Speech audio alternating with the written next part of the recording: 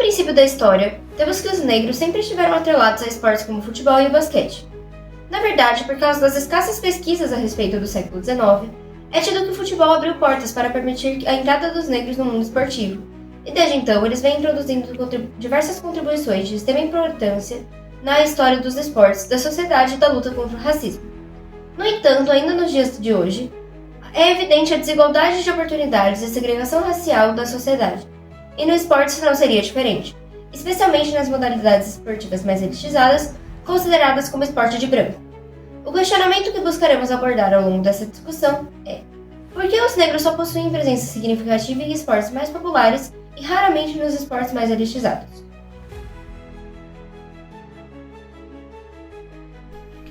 No boxe e no atletismo, as conquistas pugilistas como Jack Johnson, que conquistou o título mundial dos pesos pesados em 1908, e de velocistas e saltadores afro-americanos como Jesse Owens, cujas atuações históricas nas Olimpíadas de Berlim de 1936 desafiou teorias racistas oficiais da época, colocaram atletas negros no centro de debates públicos sobre raça, talento e cidadania. Essas vitórias esportivas frequentemente geraram reações sociais e políticas que iam muito além das quadras e ringues. Nos Estados Unidos, por exemplo, a segregação racial institucionalizada levou à criação de ligas paralelas, como por exemplo a Negros League no beisebol. A demora à integração de ligas profissionais também foi um fator muito importante da época. A entrada de Jacques Robinson na Major League Baseball de 1947 é frequentemente apontada como um marco que começou a desmantelar a linha de cor no esporte profissional norte-americano. O processo brasileiro teve trajetórias e ritmos próprios, embora dialogando com dinâmicas globais de exclusão e inclusão. No futebol, por exemplo, figuras como Arthur Frankenheim, que atuou nas décadas iniciais no século XX, são lembradas como pioneiras na integração do esporte que, até então, era majoritariamente elitista e racializado. Frankenheim tornou-se referência a técnicas e goleadoras, e sua carreira evidencia como o futebol acabou sendo um campo de ascensão social e contestação a hierarquias sociais no Brasil. Apesar desses exemplos, a presença ou reconhecimento público de atletas negros no Brasil foram moldadas por desigualdades socioeconômicas, processos de branqueamento cultural e narrativas que por vezes minimizaram ou apagaram contribuições afro-brasileiras. Fenômeno discutido por historiadores e pesquisadores do esporte que relacionam a popularização do futebol e profissionalização à abertura gradual dos espaços para jogadores negros e mestiços.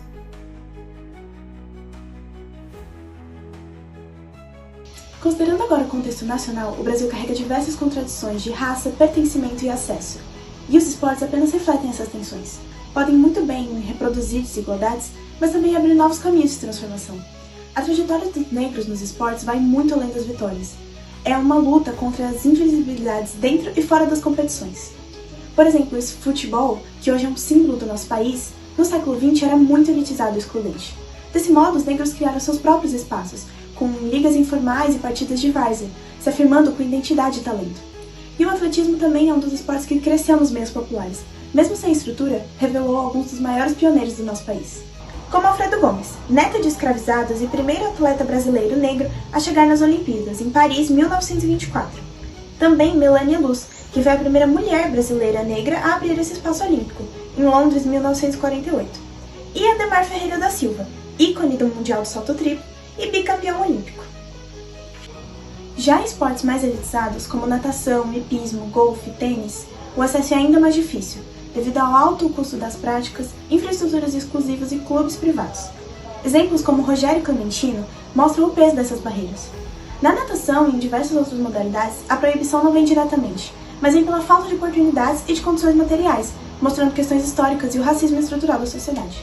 Alguns dos principais atletas brasileiros negros, além dos já mencionados Alfredo Gomes, Melania Luz e Ademar Ferreira, que abriram as portas, temos também a Ida dos Santos, atletista, finalista do salto em altura dos Jogos de 1964, mesmo sem técnico, sem uniforme e sem apoio adequado.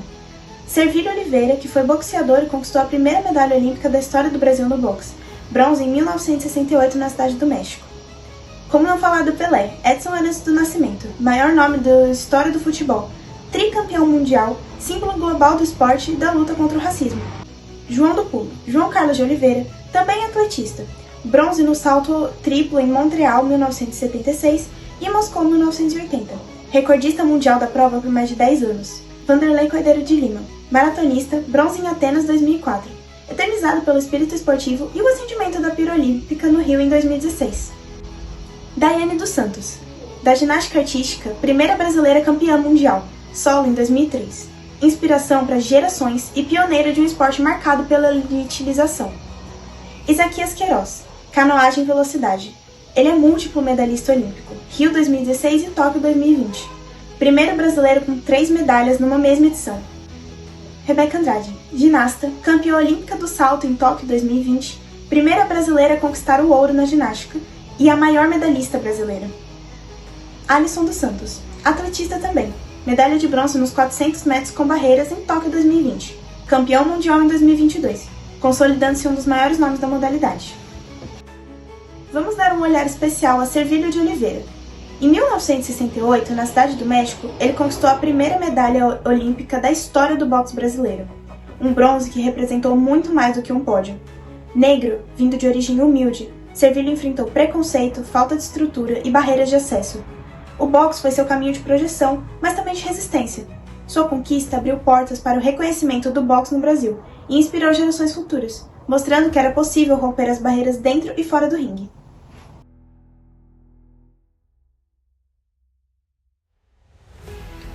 A presença de atletas negros no esporte brasileiro vai muito além de medalhas e recortes. Eles representam resistência, inspiração e luta constante contra as barreiras impostas pelo racismo. Em campos, quadras e pistas, seus corpos e talentos tornam-se palco de inspiração, mas também de denúncia. Segundo o levantamento sobre a diversidade do futebol brasileiro, ao menos 41% dos jogadores negros que atuam nos principais campeonatos do país já sofreram episódios de racismo. O dado escancara uma realidade dura. Mesmo sendo protagonistas do cenário esportivo, muitos ainda sofrem com preconceito estrutural. Ainda assim, esses atletas seguem firmes, com trajetórias que mudaram totalmente a história do esporte brasileiro, como a judoca Beatriz Souza, que foi a primeira mulher negra em 2024 em Paris a ganhar ouro, e a ginasta Rebeca Andrade, que hoje é uma referência mundial, e também estrelas consagradas como a Marta, Rafaela Silva, Isaquias Queiroz, Alisson dos Santos e Vinícius Júnior.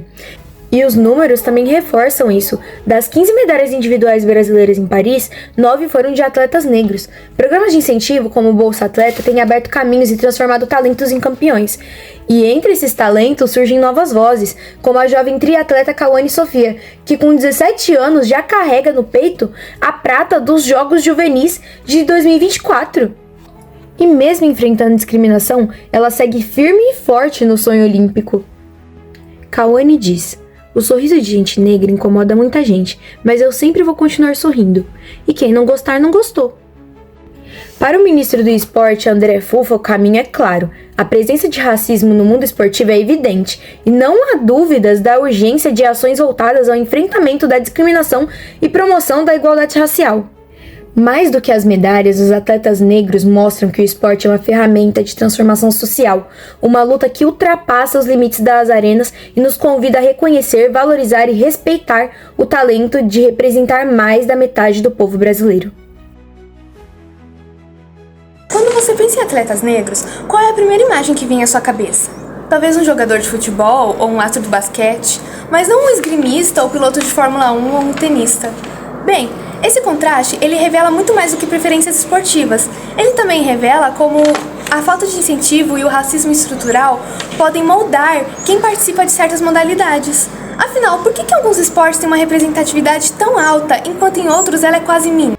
No futebol brasileiro, apesar da grande visibilidade de muitos atletas negros, essa presença foi conquistada com muita luta. Afinal, quando o futebol chegou ao Brasil, importado por pessoas de classe alta, os clubes eles impunham altas taxas de mensalidade e também tinham critérios de avaliação para manter times compostos por pessoas brancas e de classes elevadas. Esses fatos parecem estar no passado, mas eles ainda são presentes em muitas outras modalidades. É claro que um dos primeiros fatores que pensamos ao falar sobre esse assunto é o fator econômico. Afinal, o futebol pode ser jogado em qualquer rua com terra batida e uma bola improvisada, o que facilitou que muitos jovens negros, muitas vezes vindos de classes mais baixas, pudessem se destacar no esporte. O mesmo acontece com o basquete nos Estados Unidos, porém, em algumas outras modalidades, essa é uma realidade completamente diferente. Como, por exemplo, no automobilismo, que para começar você precisa ter um kart, que é uma coisa muito cara. Então, essa disparidade começa logo na linha de largada, porque muitos jovens negros sequer consideram entrar nesse mundo. É nesse cenário do automobilismo que surge a trajetória de Lewis Hamilton, o primeiro piloto de Fórmula 1 negro desde a criação do esporte em 1950.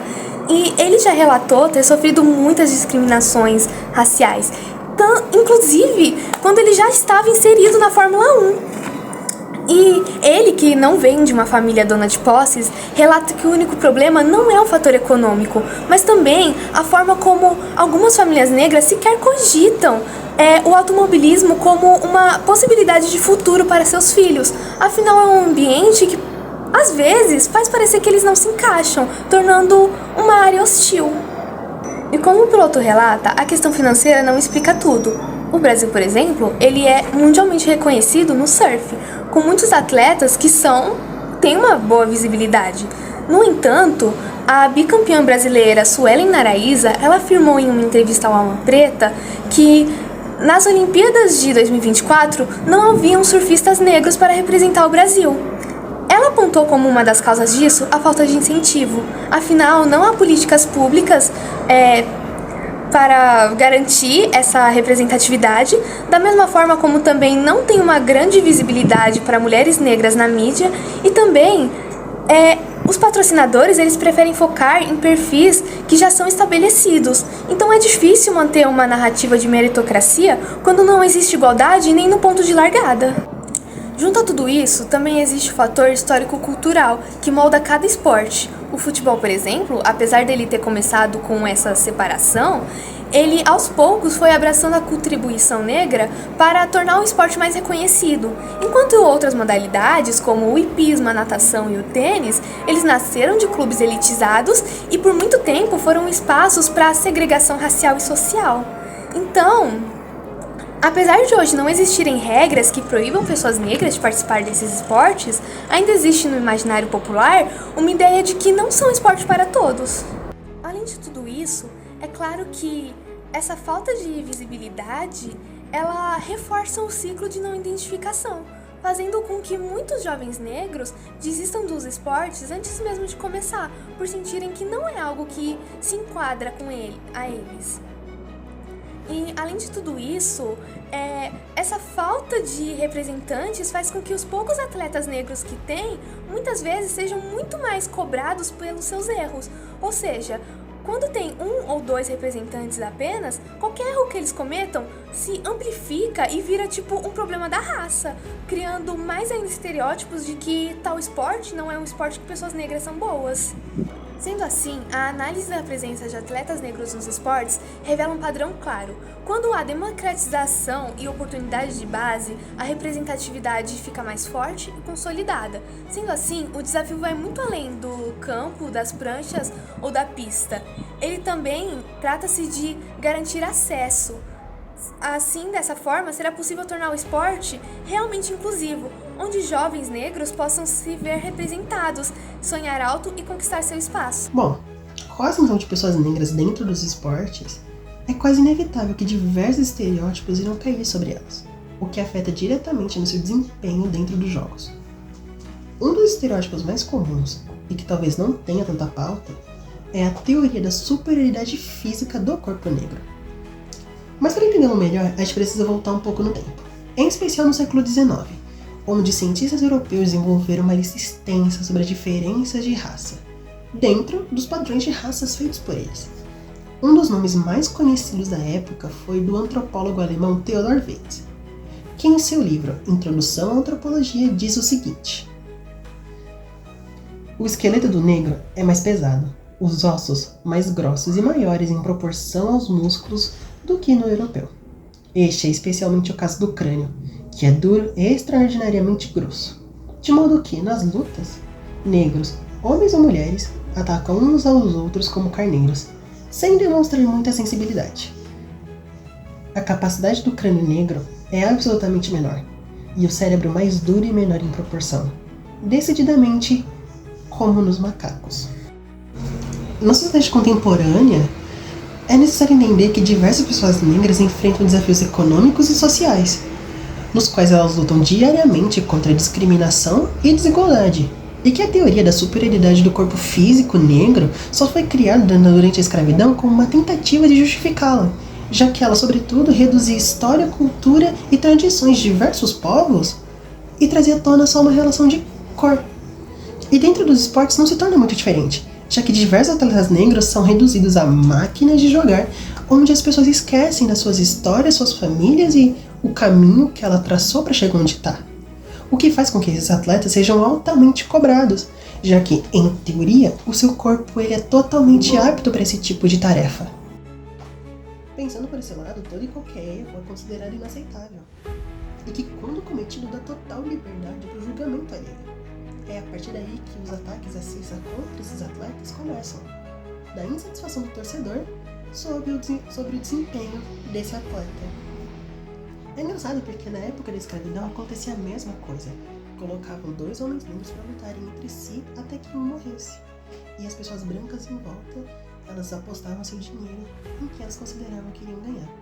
A insatisfação ocorria quando os apostadores da vítima perdiam. Em resumo, a teoria da superioridade física do corpo negro exclui totalmente qualquer outro pilar importante para o desenvolvimento esportivo. Disciplina, foco, estratégia e devoção àquilo, reduzindo pessoas negras a máquinas de jogar. Diante do exposto, é evidente que a segregação racial e a busca por oportunidades iguais dentro do esporte é uma luta atual, mais do que nunca. Importante ressaltar que essa não é uma luta apenas dos negros e dos esportistas, é uma luta da sociedade, uma luta que só pode ser vencida com a colaboração e consciência social de todos nós.